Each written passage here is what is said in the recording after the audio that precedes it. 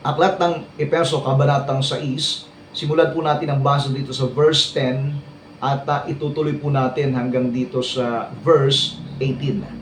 Ganito ang ating matutunghayan.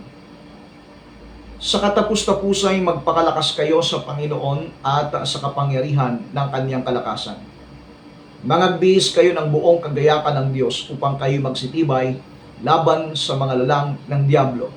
Sapagkat ang ating pakikibaka ay hindi laban sa laman at dugo, kundi laban sa mga pamunuan, laban sa mga kapangyarihan, laban sa mga namamahala ng kadilimang ito sa sanglibutan, laban sa mga ukol sa espiritu ng kasamaan, sa mga dakong kaitaasan. Verse 13, dahil dito, magsikuha kayo ng buong kagayakan ng Diyos upang kayo'y makatagal sa araw na masama. At kung magawa ang lahat ay magsitibay. Magsitibay ka nga kayo na ang inyong mga baywang ay may bigkis ng katotohanan, excuse me, na may sakbat na baluti ng katwiran. 15.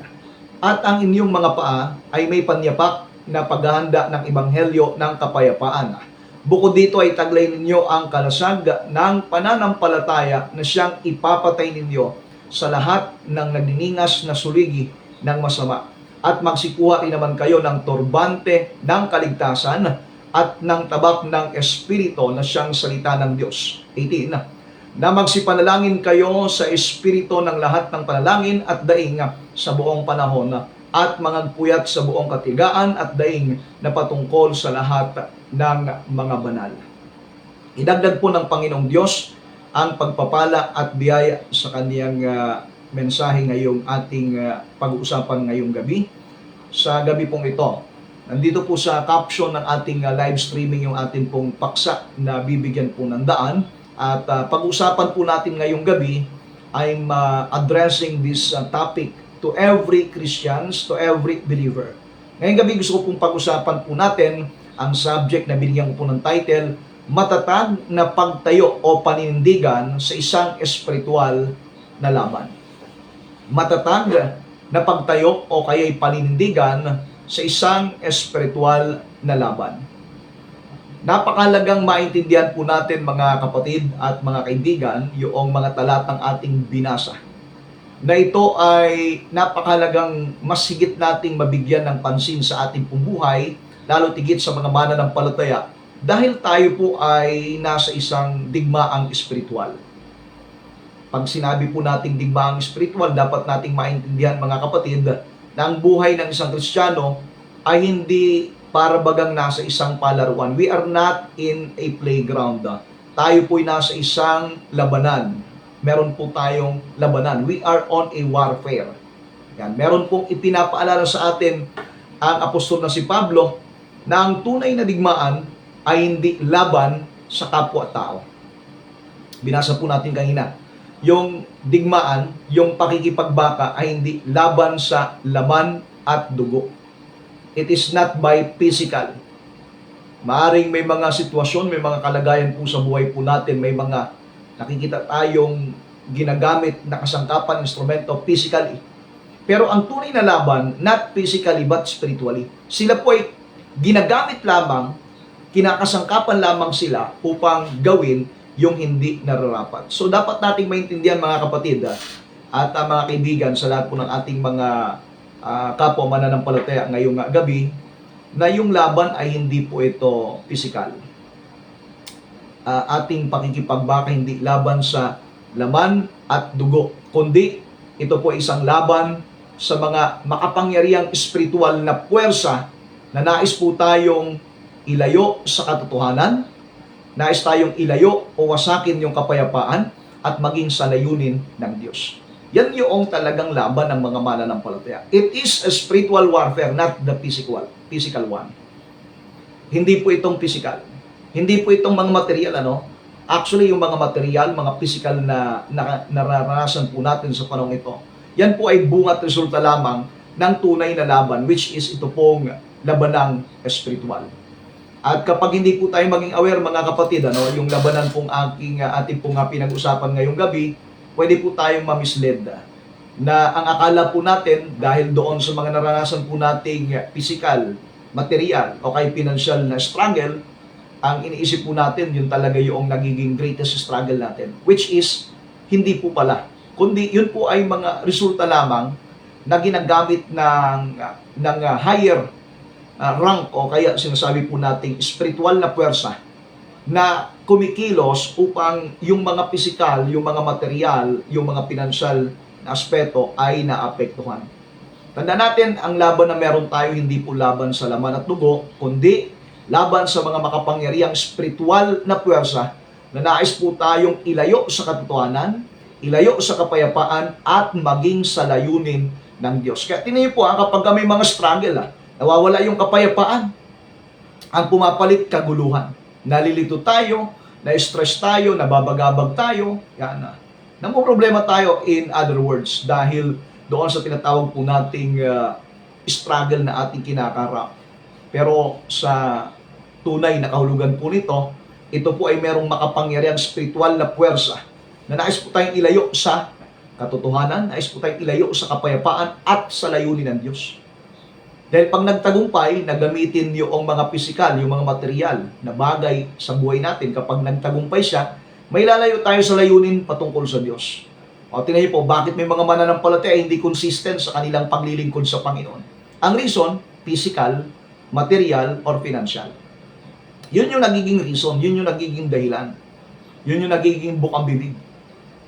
Problema yung kahirapan, kawalan.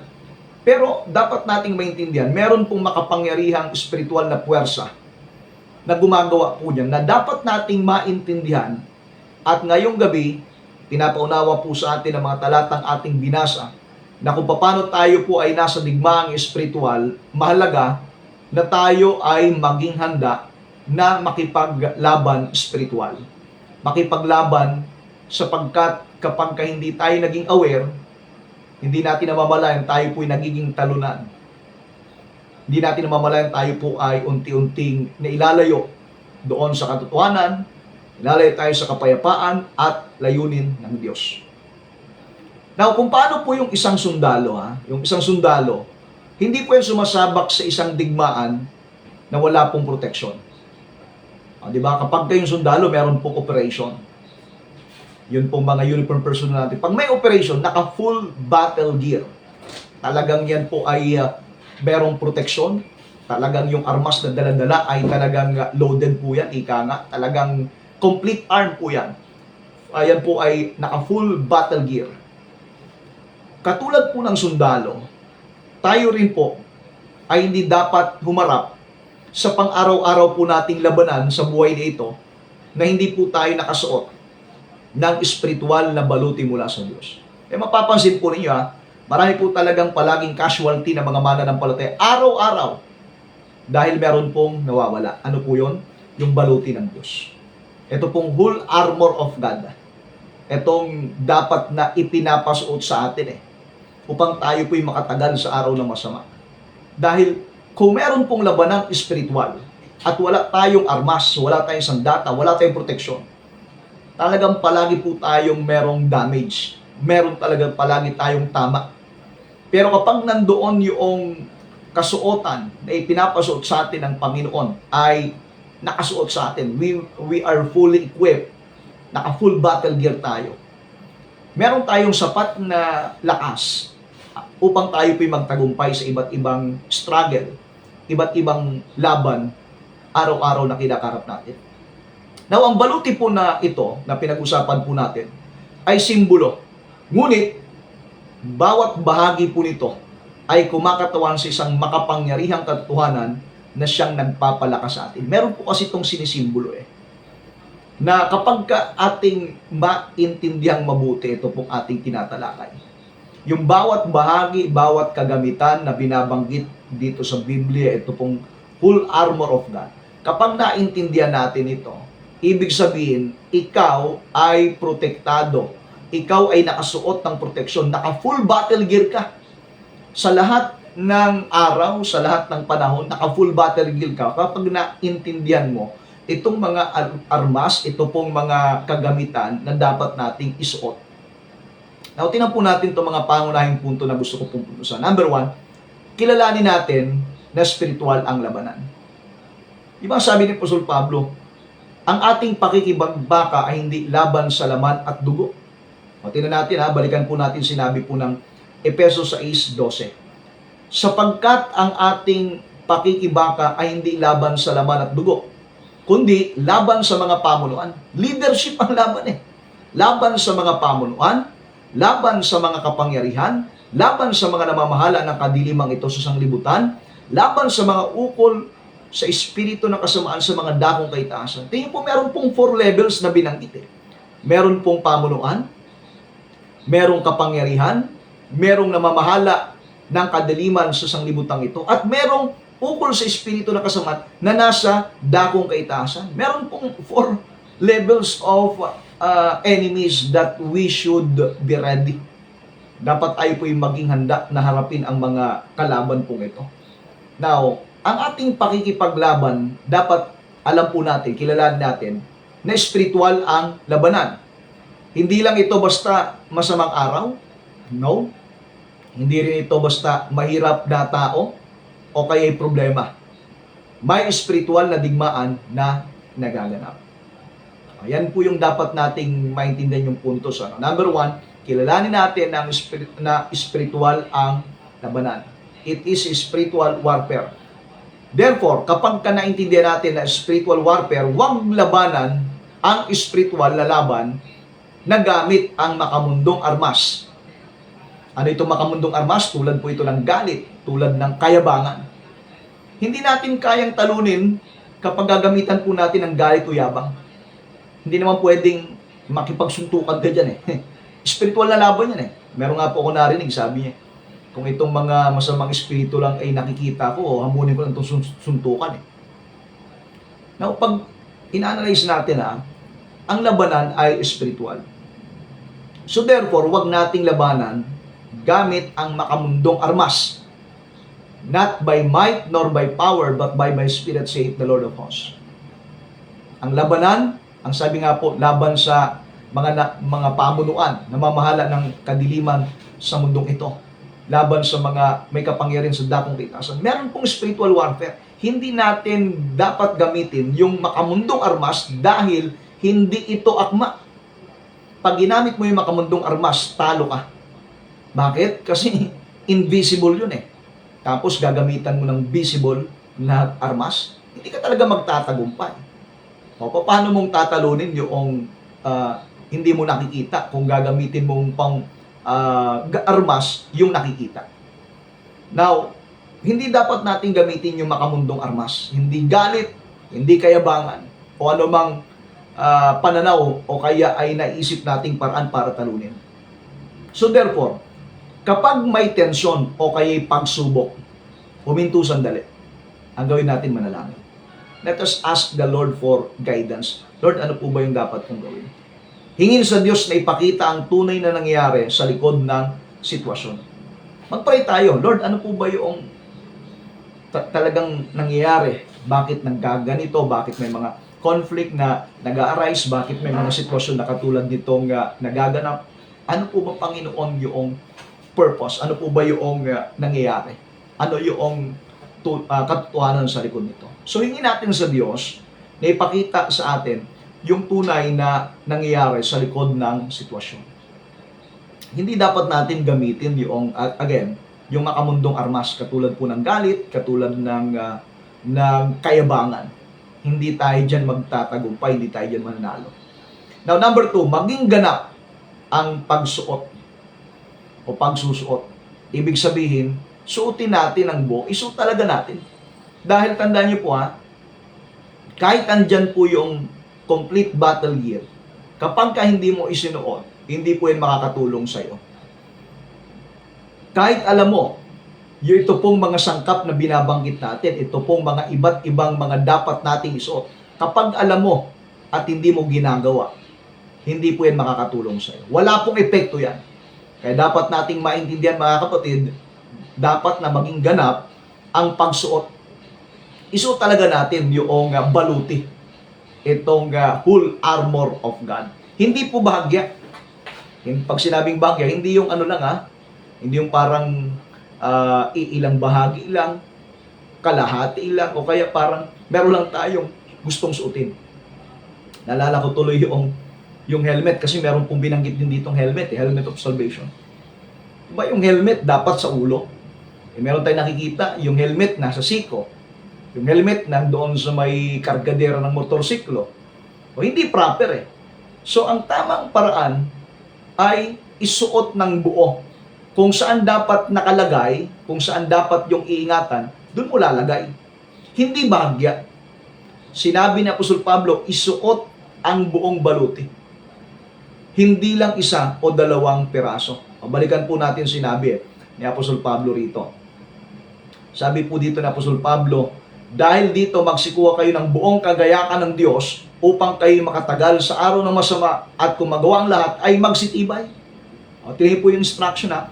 Wherefore, take unto you the whole armor of God, that ye may be able to withstand in the evil day, and having done all, to stand. Wow. Ang ganda po ng statement. Wherefore, dahil dito, take unto you the whole armor of God. Isuot ninyo yung buong baluti ng Diyos. Bakit daw po? Upang makatagal sa araw ng masama. Hindi ka kasi tatagal kapag may mga kasamang dumarating, kapag wala kang proteksyon. Hindi ka tatagal dyan.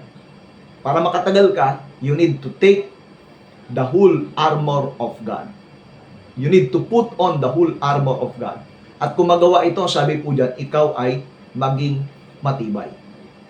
Kaya, isuot po natin ng buo, yung buong baluti ng Diyos. Kapag may kulang, magiging bukas tayo sa mga atake ng kaaway. O halimbawa, wala kang breastplate of righteousness. I-open yung iyong dibdib. Kapag wala kang helmet, open yung ulo mo. Kapag wala kang shield, o pwede kang may palaso na lumusot at tamaan ka. Kapag may kulang, tandaan po natin, nagiging bukas tayo sa mga atake ng kaaway. Kaya hindi ka taka-taka kapag may kulang doon sa full battle gear na dapat natin, yung full armor of God na dapat natin isuot, nagiging casualty tayo. Marami tayong tama minsan marami tayong mga kumbaga nasasuffer na atake. Kaya nga, maging ganap yung pagsuot. Huwag natin isuot ng bahagya. Kung ano yung sinasabi ng Biblia na dapat natin isuot natin. Number 3, kilalanin ang iyong spiritual na baluti. Dapat alam natin. Dapat kilala po natin. Inisa-isa po natin kanina dun sa talata. Ano-ano po ba yung mga baluti na binabanggit itong whole armor of God? Dahil kung kilala natin, naunawaan natin, papahalagahan po natin. Again, kung kilala natin at naunawaan natin, papahalagahan po natin. Kaya nga kapag hindi natin kilala, kapag hindi natin naintindihan, naunawaan ang kahalagahan po nito, hindi tayo maglalaan ng oras dito, hindi natin ito papahalagahan. Katulad nito, tayo po ay meron pong gawain, meron tayong pagtuturo, pangangasalita ng Panginoon. Kapag hindi natin naintindihan yung kahalagahan po nito, hindi tayo maglalaan ng oras upang makinig. Baka kung ano po yung mga pinapanood natin ngayong gabi. Pero dahil naintindihan mo, naunawaan mo kung gano'ng kahalaga ang salita ng Diyos, nandito ko ngayon, nanonood ka, nakikinig ka ng pagtuturo at pangangaral. Dahil ito ay magpapatibay, magpapalakas at magbibigay ng gabay sa atin pong buhay. Now, dapat kilalanin natin at maunawaan natin yung spiritual na baluti. Bawat bahagi ay may kaukulang spiritual na kahulugan. Mayroon po itong mga kahulugan. Isa-isahin po natin to sa tulong at biyaya ng Panginoon. Now, ano po itong mga bahagi ng armor of God na dapat natin isuot? Number 1, itong katotohanan. Itong belt of truth. Sinturon ng katotohanan. Bigkis ng katotohanan. Now, gaano po kahalaga ang katotohanan? Ito'y panangga o pananggalang sa kasinungalingan. Pakipapansin po natin kaliwat kanan yung pagiging sinungaling. Kaliwat kanan yung kasinungalingang ipinupukol. Pero alam niyo po, ang tanging panlaban sa kasinungalingan ay katotohanan. At alam niyo po kung gaano kahalagang katotohanan, ang sabi po ng Panginoon, at inyong makikilala ang katotohanan at ang katotohanan ang magpapalaya sa inyo. Hanggat wala pong pagsasagawa ng katotohanan, ang tao po ay alipin. Alipin sa kasalanan, alipin sa kasinungalingan. Ang totoong nagpapalaya kapag kayong katotohanan ng ating nalaman ay ina-apply natin sa buhay natin. Kaya nga, yung katotohanan, ito ay bigkis natin. Sa English translation, belt of truth. Dahil ang pinaka-strength, ang pinakalakas natin, yung tayo ay nasa katotohanan. Kapag ikay namumuhay sa katotohanan, kahit sino ang kausap mo, kahit sino ang kaharap mo, kahit saan ka idalhin, hindi ka matatakot. Bakit? Wala kang itinatago. Nagiging totoo ka. Open book ka nga, ika nga. Ibig sabihin talagang hayag. Totoo ka. What you see is what you get, ika nga. Now, yung katotohanan, tandaan natin, yan po yung nagsisilbing strength natin. Lakas. Belt of truth. At yung, pag pinag-usapan natin yung belt, kumbaga, nandyan po yan sa pinaka-baywang natin. Kumbaga, yung lakas ng isang tao, nasa baywang niya. Nasa balakang niya yung pinakalakas. Kaya, yung pinakalakas natin, yung strength natin, yung katotohanan. We are depending on truth. At yung truth na yan, yung salita ng Panginoon. Kaya natin ipinapamuhay, kaya natin sinasigawa, kaya natin pinapakinggan, kaya natin binabasa yung Biblia, dahil ito'y katotohanan. Habang binabasa natin, naunawaan natin yung mga katotohanan, naiintindihan natin yung mga sinasabi, at ipinapamuhay natin at nakakalaya tayo. Kaya number 1, katotohanan. Ito'y panangga o pananggalang laban sa kasinungalingan. Sumunod, breastplate of righteousness. Baluti ng katwiran. Now, ano po ang pinoproteksyonan ng baluti ng katwiran?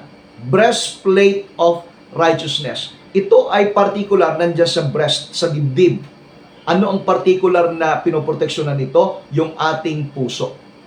So, therefore, katwiran, inaalagaan yung ating puso na maging matuwid. To have a righteous heart. Bakit dapat nating suot palagi itong breastplate of righteousness? In order for us that our hearts should remain righteous. Manatiling matuwid. Poprotektahan tayo dyan. Matuwid. Una, yung katotohanan. Sumunod, yung matuwid na puso. Maayos na puso sa harapan ng Panginoon. Matuwid. Pag sinabing matuwid, wala pong kalikuan. Wala pong kasamaan. Nandoon po yung katwiran. At alam po ninyo, kapag sinuot natin itong baluti ng katwiran, our heart will be protected. Iingatan ito. Napakalaga pa naman po ng puso ng tao. Sabi nga po ng Proverbs chapter 4 verse 23, keep your heart with all diligence, for out of it are the issues of life. Ingatan natin ang ating puso dahil yan ay dinadaluyan ng buhay.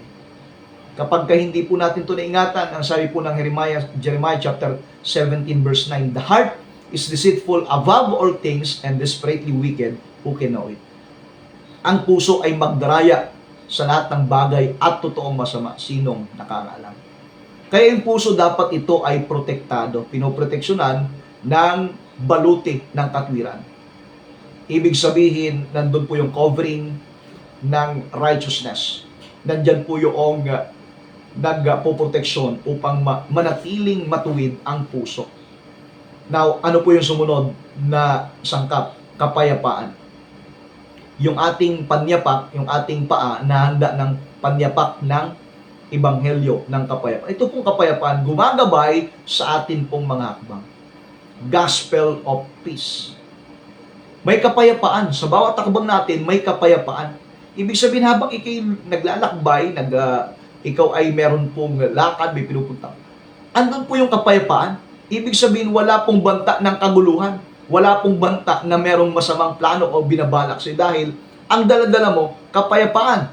Gumagabay sa iyong mga hakbang.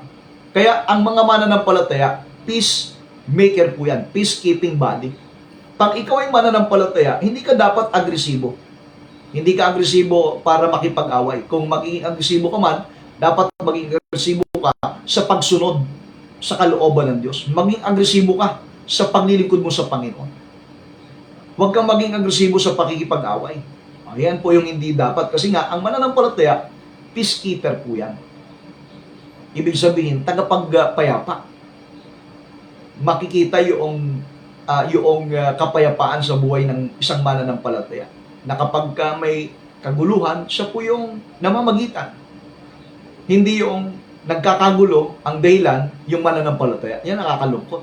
Naturing ang mananampalataya ka, palaaway ka. naturing ang mananampalataya ka, masyado kang kumbaga yung bibig, kung magsalita ay walang pakundangan. Anong klaseng mananampalataya ka? Mananampalataya ka ba talaga? Dahil ang mananampalataya, may bunga ng Espiritu. Ano yung bunga ng Espiritu? May pag-ibig, kapayapaan, kaamuan, pagpapainuhon.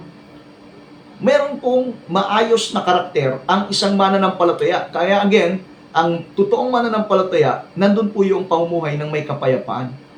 Hindi po siya nakikipag-away. Siya ay nagiging daan ng kapayapaan sa ibang tao. Ano yung sumunod? Yung pananampalataya. Kalasag ng pananampalataya. Shield of faith. Gano'n po ito kalaga? Ito yung panangga laban sa palasok, laban dito sa peridarts. Suligi ng masama. Ano itong suligi ng masama? Panangga laban sa takot at pagdududa. Alam po niyo yung pananampalataya, yan po ipapatay natin sa lahat ng pag-alinlangan, lahat ng pagdududa, lahat ng takot. Kapag kayong shield mo ay palagi nakataas, hindi tatama sa iyo yan. Hindi ka matatakot, hindi ka mag-alinlangan, hindi ka magdududa. Dahil andyan yung kalasag ng pananampalataya. Minsan na nakakalungkot, nakababa yung ating kalasag. Kaya puro pagdududa, pag-aalinlangan, takot. Nasa na yung pananampalataya natin? Dapat bit-bit natin yan. Para hindi makawala itong palasok ng masama. Itong suligi ng masama. Dapat dala-dala po natin yan pong kalasag ng pananampalataya. Shield of faith. Ano yung sumunod? Helmet of salvation. Ito pong turbante ng kaligtasan. Yan, ito pong pananggalang sa atin pong ulo. Nagbibigay ng pagkakakilanlan at ng pag-asa. Kapag ka nandyan yung helmet of salvation, napoproteksyonan yung ating kaisipan. Kumbaga, may mga struggle tayo minsan, di ba? Talagang yung ating, yung spiritual warfare, yung stronghold, rather. Yung stronghold, nasa isipan ng tao yan. Kapag ka sa isip mo, talo ka talaga. Kapag sa isip mo, wala ka magagawa, wala ka talaga magagawa. Kapag inisip mo na hindi mo kaya, hindi mo talaga kaya. Pero pag inisip mo, kaya mo, nagagawa mo, di ba? Kasi nga, yung stronghold nasa isip. Now, kapag yung helmet of salvation ay suot natin, pinoprotektahan yung ating isip patungkol sa kaligtasan. Ang ibig sabihin yung iniisip natin palagi, kung ito ba ay may kaugnayan sa aking kaligtasan.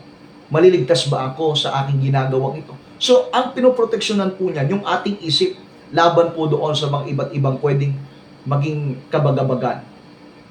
Naingatan yung ating isip. Now, ano po yung sumunod? Ito pong salita ng Diyos. Sword of the Spirit. Tanging sandatang pang-atake. Meron po tayong pang-atake. Yung mga unang binanggit natin, it serves as protection. Kumbaga, defensive weapon po natin. Pang-depensa. Pero meron naman po tayong pang-atake. Ano po yung pang-atake? Meron tayong espada. Meron tayong tabak. Ano po yung tabak? Salita ng Diyos. Kaya, kapag merong ataking ginagawa sa iyo ang diablo, ang kaaway, o kaya kung ano man pong mga struggle o pagsubok na yung kinakaharap, gamitin mo yung sandata. Huwag kang tanggap lang atake, gamitin mo yung Word of God. Babanggitin mo yung kanyang salita. Kaya nga sa prayer po, dapat binabanggit natin yung kanyang salita. Kumbaga, sinasabi natin, Panginoon, ito yung sinabi mo. Panghawakan mo ito. Dahil pag sinasabi mo yan, ibig sabihin, alam mo yung kanyang salita. Kumbaga, naintindihan mo at muli mong binabanggit sa Panginoon to remind Him of His promise na gusto mong mangyari sa buhay mo yon. Kaya nga, yung salita ng Panginoon, yan po yung nagsisilbi po nating pang-atake. Tingnan niyo po noong tinukso ni Satanas ang ating Panginoon. 3 beses po siyang tinukso sa 3 tempted tactics of temptation. Lust of the flesh, lust of the eyes, and pride of life. Yun po yung pamamaraan ng pag-atake ng diablo na hanggang sa ngayon, yun po rin yung kanyang ginagawa. Ang unang sinabi ng diablo, kung ikaw ang anak ng Diyos na buhay, gawin mo ang tinapay ang batong ito. Paano niya po nilabanan ang diablo? Meron ba siyang itak na literal na itinaga? Hindi eh. Ang sabi niya, nasusulat. Hindi lamang sa tinapay mabubuhay ang tao, kundi sa bawat salitang lumalabas sa bibig ng Diyos. Sunod na tukso, gumamit ulit ng Word of God. Pangatlo, gumamit ulit ng salita. Hindi tumagal ang dyablo, lumayas. Dahil ginamit niya yung kanyang pang-atake. Ito po yung maganda mga kapatid. Huwag lang tayong tanggap ng atake. Gamitin natin yung Word of God. Kung ikaw ay isang mananampalataya, palagi ka nakakapakinig ng preaching, huwag mo lang tanggapin yung salita, gamitin din natin.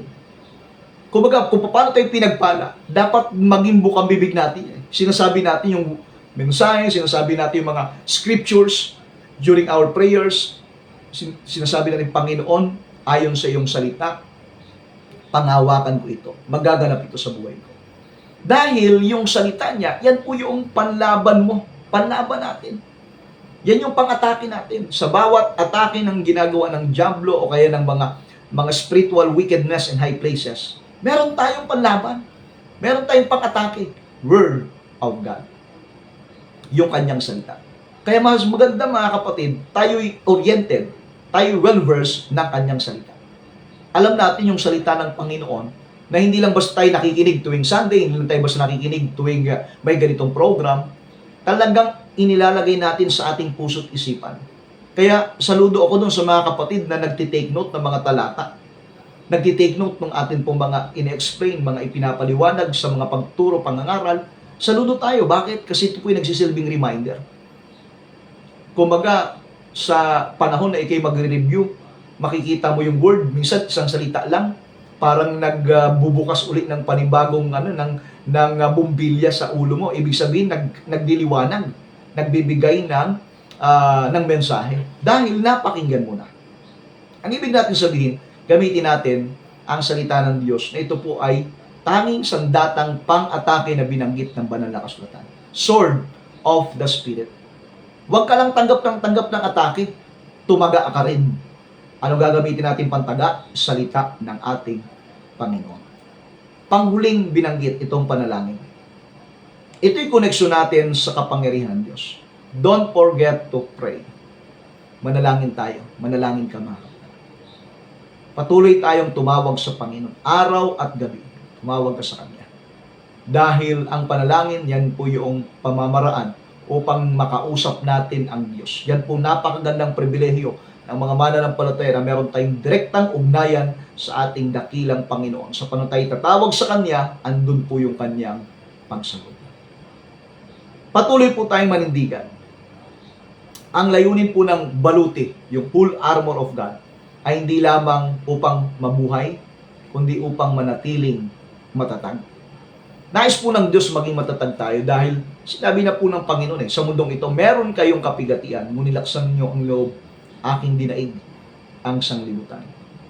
Kapag lahat sa paligid po natin ay natitinag, ang Diyos ang nagbibigay sa iyo ng lakas upang manatiling nakatayo. Tingnan po natin, wala pong kasiguruhan sa ating paligid. Ngunit salamat po sa Diyos, nagbibigay po sa atin ng kasiguruhan. Nagbibigay sa atin ng katiyakan. Hindi po natin malalabanan ang spiritual na laban gamit ang physical na lakas. Kailangan po natin ang spiritual na mga sandata.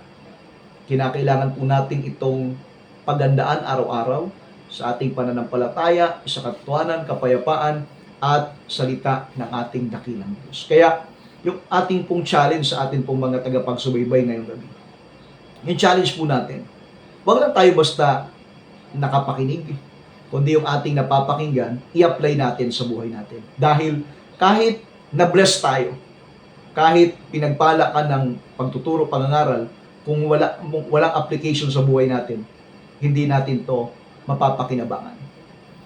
Kung yung mga protective gear na binabanggit ko kanina, nandiyan yung mga pang-proteksyon, kapag hindi mo isuot, hindi ito makakatulong sa'yo. Panahon na para isuot natin yung buong baluti, itong full armor of God. Dahil tayo po ay nasa labanan spiritual. Wala po tayo sa playground, wala tayo sa palaruan. Tayo ay nasa tinatawag nating spiritual na digmaan. Kaya, mga kapatid at mga kaibigan, ito'y paalala sa atin na tayo po ay maging matatag, maging malakas, at palagi po nating isuot ang whole armor of God upang tayo po ay manatiling matatag sa atin pong paglilingkod sa Panginoon at sa pananampalataya sa Kanya. Purihin ang ating dakilang Diyos.